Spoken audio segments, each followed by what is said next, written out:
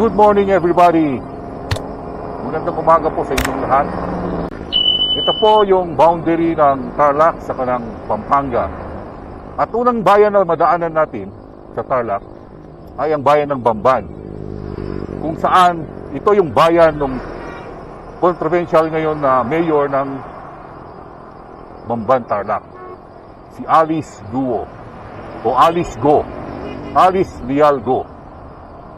So ito, very famous itong landmark na ito, yung Bamban Bridge.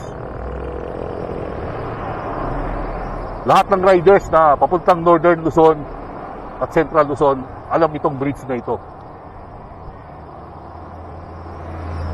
So this is the famous Bamban Bridge. At sa kaliwa naman, doon sa bandang taas na yon, ay yung tinatawag nilang grotto. Very famous din ito dahil during Holy Week, maraming nagpepenitensya, maakyat dyan. Kasi medyo mataas siya. At doon sa taas, may grotto, saka may 3 krus. Meron ding cave dyan na hinihinalang cave ng mga Hapon yan during World War II.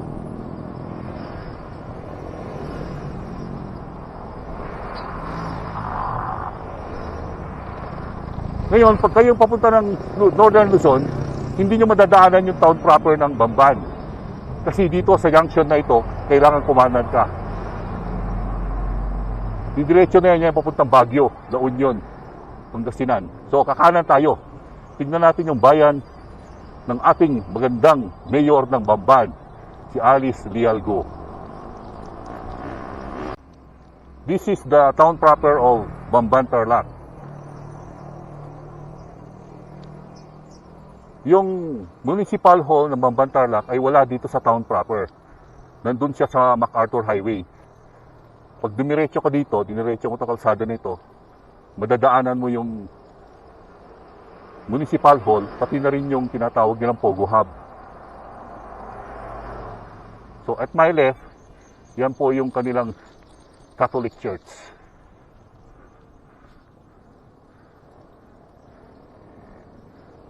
At yung maraming tricycle na yan, yan yung kanilang public market. Nasunog ito about 7 years ago, kaya ganyan yung itsura. Hanggang ngayon, hindi pa nagagawa. Kaya puro stalls, puro shacks. Tumalit lang itong bayan na ito. Buti nga, second class municipality na ngayon. Dati kasi, mga 10 years ago, first class at third class municipality lang ito. From here, pupuntahan natin yung farm, saka kung nasaan yung bahay ni Mayor Alice Guo. It's about 8 kilometers from the town proper. So kakanan tayo dyan, papunta sa Barangay Virgen de los Remedios.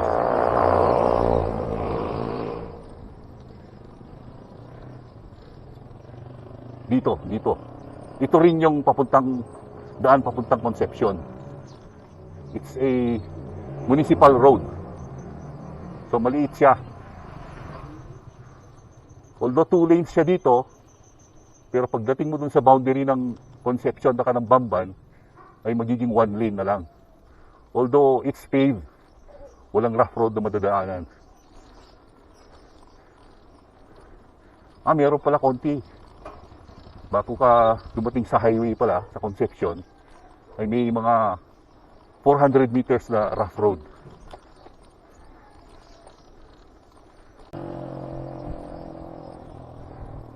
For info nga pala, itong Bamban na ito ay napakaraming tourist spots dito. Dito pa nga lang, yung papuntang Concepcion, madadaanan natin yung sikat na V-Farm.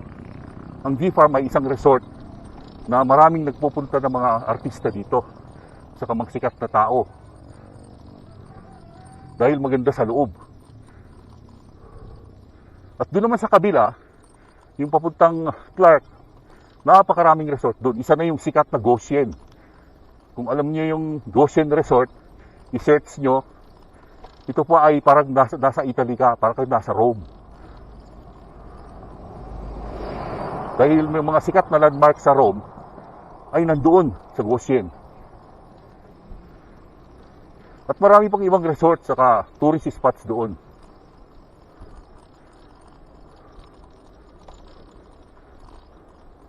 Oh, ito na yung bee farm.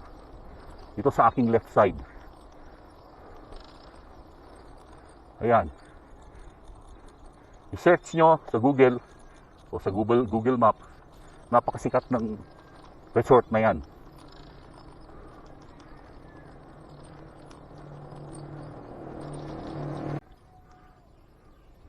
Nandito na tayo sa Barangay Virgen de los Remedios. Ito po yung baryo ni Mayor Alice Go. Kaya lang yung bahay niya sa Kayong Farm, nandun sa pinakadulo, kung saan yung boundary ng Concepcion sa kanang Bamban. By the way, sementado na ito ngayon. Pero nung hindi pa to sementado, sabi ng mga tao dito ay it will take 40 to 45 minutes from Bamban Town proper bago ka makarating dito. Lalo na pag maulan at lubak-lubak ang kalsada, mas matagal ang biyahe. Tricycle lang po ang nagbibiyahe papunta rito kung wala kang sasakyan. So ito yung kanilang elementary school. Yan, elementary school nila.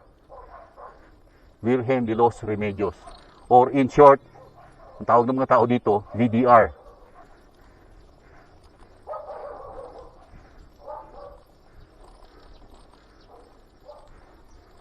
So ngayon, nandito tayo parang junction ito eh. Itong kaliwayan yung pabalik sa MacArthur Highway.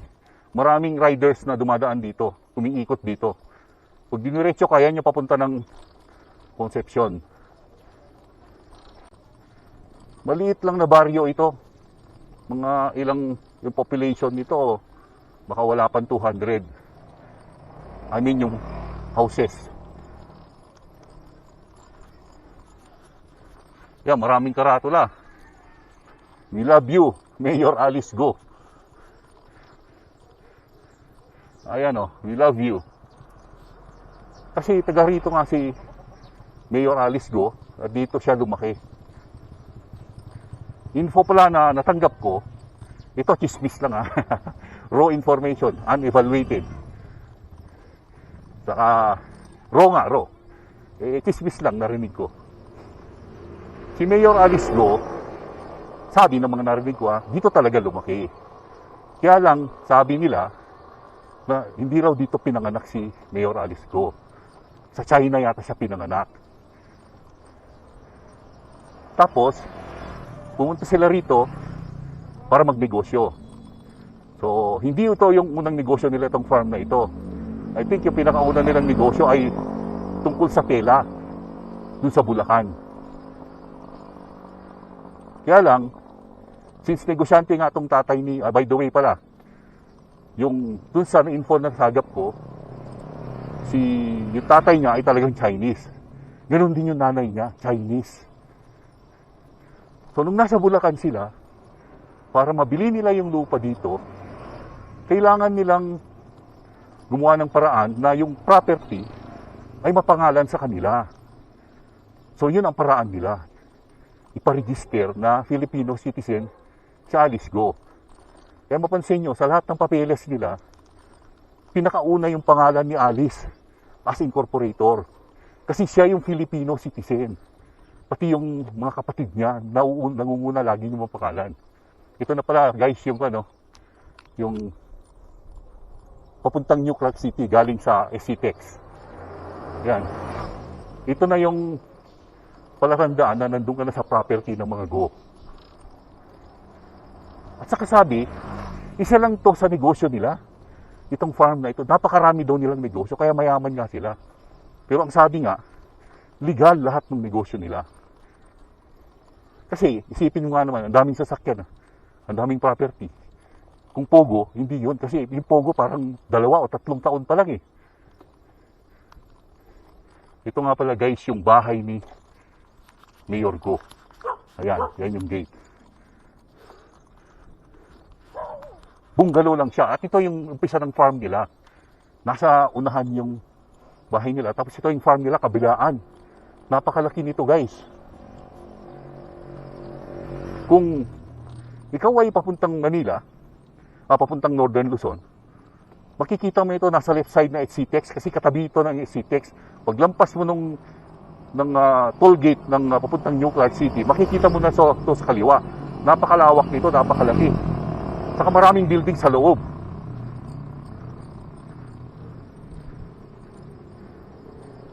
Yan, kabilaan yan. Sa kanya yan, property niya yan. Ito yung kanilang hog farm. Saka guys, sa mga nasagap ko rin na info, ay isa lang yung meat. Ito lang yung pork meat sa negosyo nila.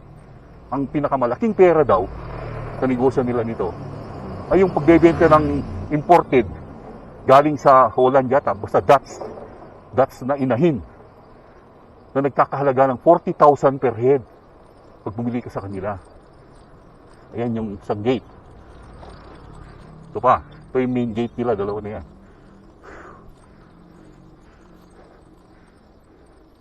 At pag nag-order daw sila ng inahin from abroad, ay nagcha-charter pa sila ng barko. Ganun karami yung order nila lagi. Na umaabot yata ng, pag nagbenta sila, let's say nagbenta sila ng 3,000 heads, umaabot daw yan ng mga 150 million ang halaga ng benta nila. Yung nga lang, siyempre, i-trans-conflict dun sa ano to, statement of yung financial statement ng tatay ni Alice. O financial statement ng farm nila. Kasi maliit lang yung dinedeclare nila doon. So, tax problem yun. So, mabalik ako guys. Ito na pala yung boundary ng kwan. Although wala nakalagay, ito yung boundary ng Concepcion sa Bamban.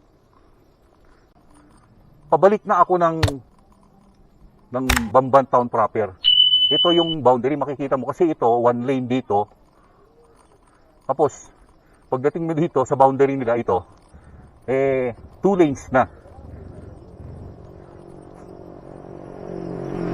So, matuloy ko, nagcha-charter ng barko ang mga go para sa order nila ng baboy galing sa Netherlands. Dutch hog yata ang tawag doon, hindi ko lang masyadong kabisado. Pero mahal daw itong mga inahin na ito.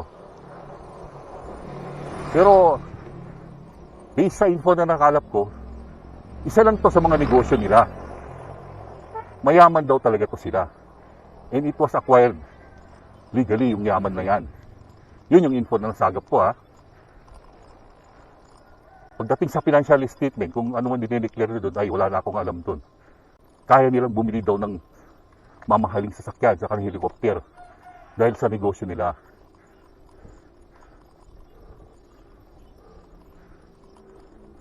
So, itong si Alice Go ay nakarating dito, bata pa. Pero pinanganak siya sa China. Yun ang info na nasagap ko. Chismis lang to ha, hindi to pa na. Disclaimer to ha, may disclaimer. Yan nasagap ko lang na info ha. Baka i-quote nyo ako. In-check yung tanay na sa katatay niya. Ngayon, para maka-acquire sila ng property, pinaregister nila to si Alice Go as Filipino citizen. So, hindi dumaan sa naturalization. Yun ang question ngayon, kung totoo itong nasagap ko ng info. That's why, marami silang negosyo na nagawa dahil doon. At isa pa nga dyan, ay ang real property na negosyo. Na yun yata yung nag-trigger na kailangan Filipino citizen si Alice Go. Ito na yung farm nila.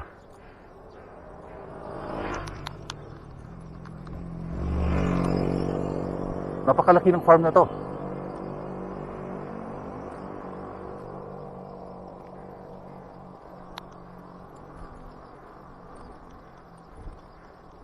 At yung mga tauhan yata nila dito, nakatira pati pamilya sa loob. Dahil nga sa biosecurity yata tawag doon. Kasi nga mahal yung mga baboy nila. Ayaw nila mahawa sa mga sakit na nasa labas. Kaya yung mga farm workers nila, pinatira nila dito. Pati yung family nila. So may mga bahay-bahay sila sa loob.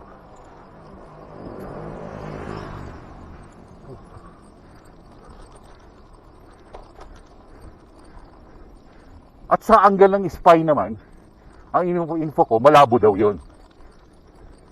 Sabi nila, wala silang nasagap na balita na ganyan. Kaya nga sa Senate hearing, hindi nila masyadong tinatakil yung pagka-spy kasi mahirap i-prove yun eh. Mahirap i-prove na ang isang tao ay spy.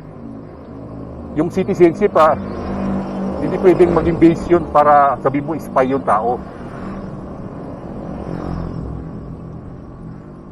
Saka ang spy kasi, walang mga paper trails. Yan siya mahirap i-prove. Kaya hindi na masyadong pinagtutuunan ng pansin sa Senate yung spy angle o asset.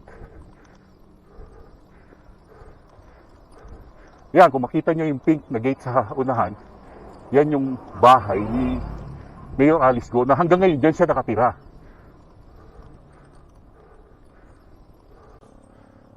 Tingnan natin yung loob. Sikretohin natin yung video.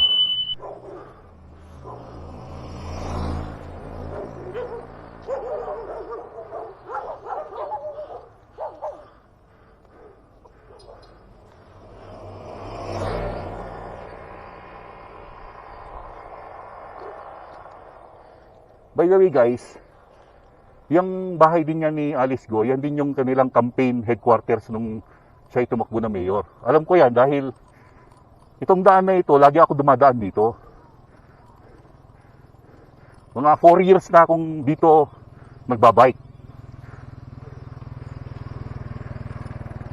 Kasi nga shortcut ito papunta sa Concepcion. Ayan na yung daan from Esitex to New Clark City. Tao naman dito, gustong-gusto nila si Alice Go. Dahil biro mo ilang mayors na yung dumaan, kita mo yung palengke nilang nadaanan natin kanina, hanggang ngayon hindi pa nagawa. Nasunog yun, hindi pa nagawa hanggang ngayon. Ngayon pagpunta mo doon sa may Municipal Hall, panahon ni Alice Go na itayo yung mga negosyo doon gaya ng 7-Eleven.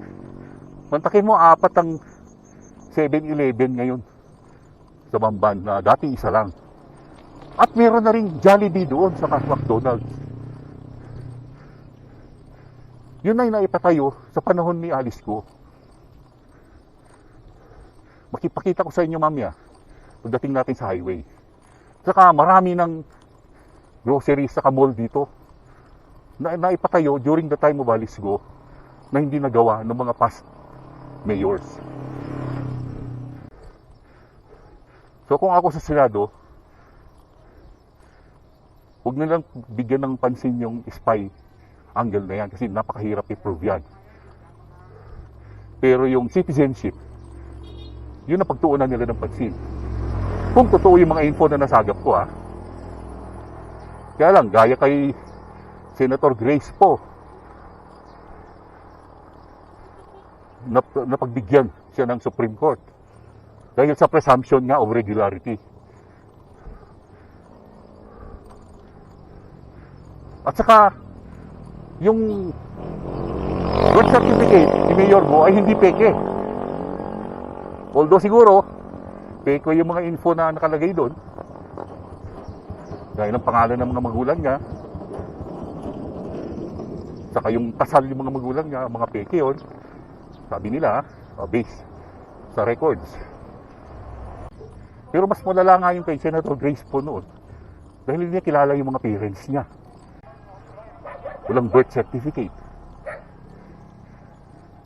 Ano ipakita lang ni Grace po noon ay yung kanyang passport saka mga ID. Pero wala siyang birth certificate. Pero ganun pa man, naging Filipino citizen siya. Siya ay Filipino citizen according to the Supreme Court. Eh dito kay Alice Go, may birth certificate siya. May passport siya saka mga ID. Driver's license, mga ganun. So mahirap nga naman i-disprove hindi siya Filipino citizen kasi presumption of regularity gaya kay Grace po, sigurado mananalo yan sa korte. Unless na ma-prove nila yung nag-aakusa kasi nasa kanila yung burden of proof eh. Now, pagdating naman dun sa angle na info na nasagap ko, raw info ito kismis na info, napakahirap din i-prove sa court yun.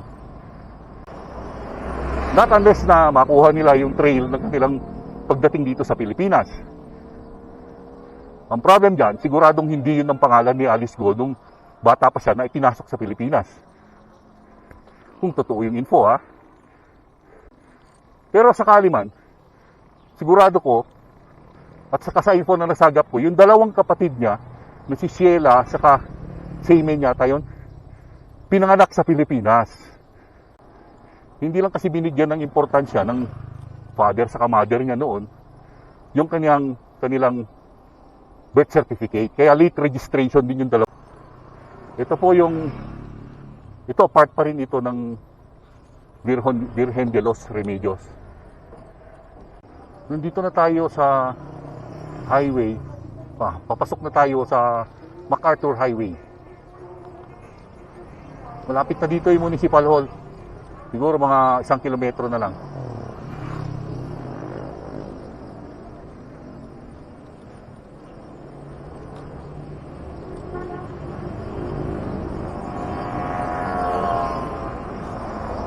Maraming sasakyan.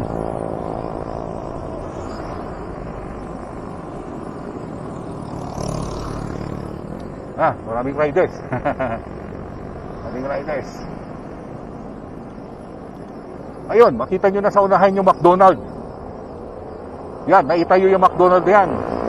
Sa panahon ni Mayor Alice Go. Sabi nga ng mga tao, yung naipatayo ng last 10 years ng mayor dito, napantayan ni Alice Go ng 2 years lang. Ganun katindi yung leadership ni Alice Go.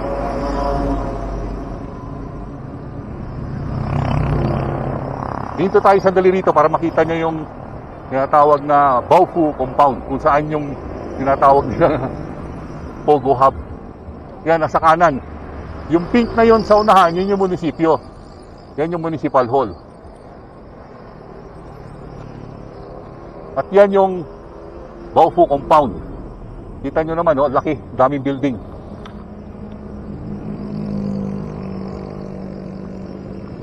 At yun yung Municipal Hall. Sabi nga ng mga tao dito, yung Pogo na yan ay 3 palapag lang ng isang building dyan. Hindi ko alam kung saan building dyan. Napakaraming building ito. Sabi 36 buildings. Kasama na doon yung mga villa. Pero parang 9 lang yata yung villa.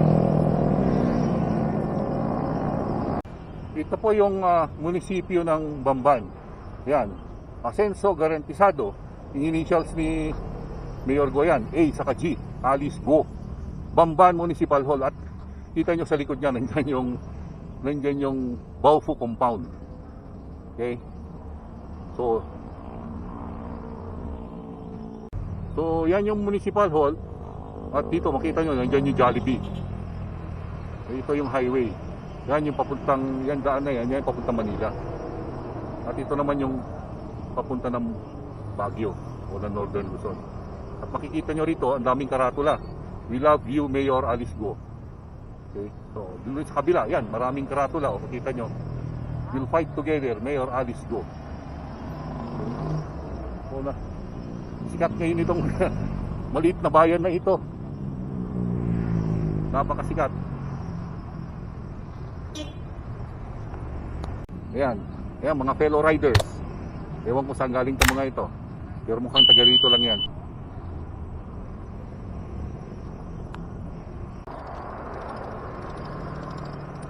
We love, support, fight for you. Ayan yung mga sabi ng mga tao ng Bamban. Karamihan ng mga baryo ng Bamban ay nasa bundok. yung dinaanan natin nasa right side, kung ikaw papunta ng Northern Luzon, yan yung mga farmland. Ito Jollibee. Yan, Jollibee. Pero pag pumunta ka sa dito, pakanan ka dyan, papunta sa mga baryo niya, puro mga bundok yan.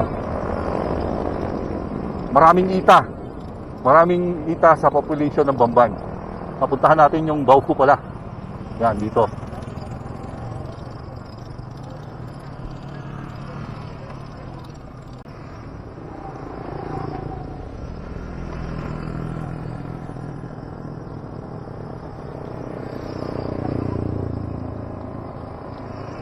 Yan, napakalaki ng compound na yan. Yan yung Baofu.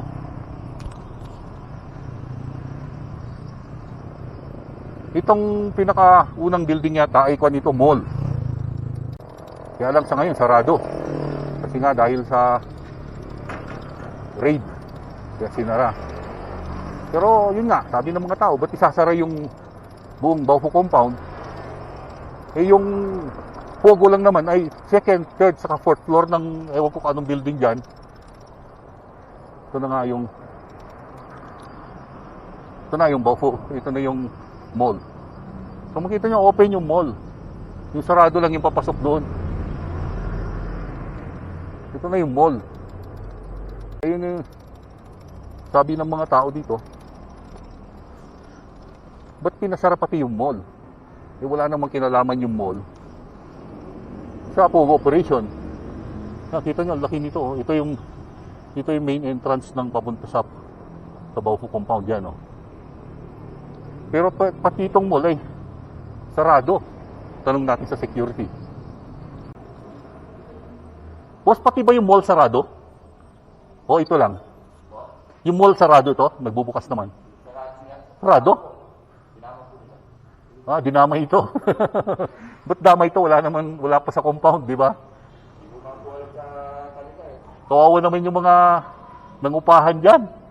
Walang income.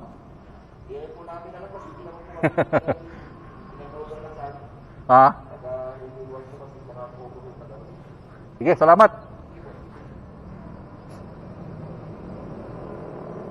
Ayun, pati pala itong mall na ito, sarado daw, sabi ng mga pulis.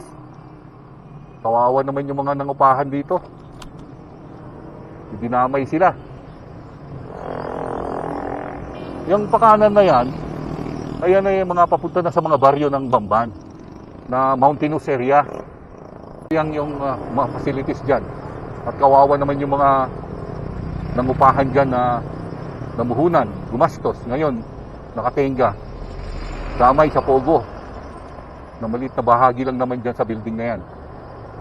Anyway, bahala na yung gobyerno dyan. Okay, so guys, those are the info na mai-share ko sa inyo during this ride.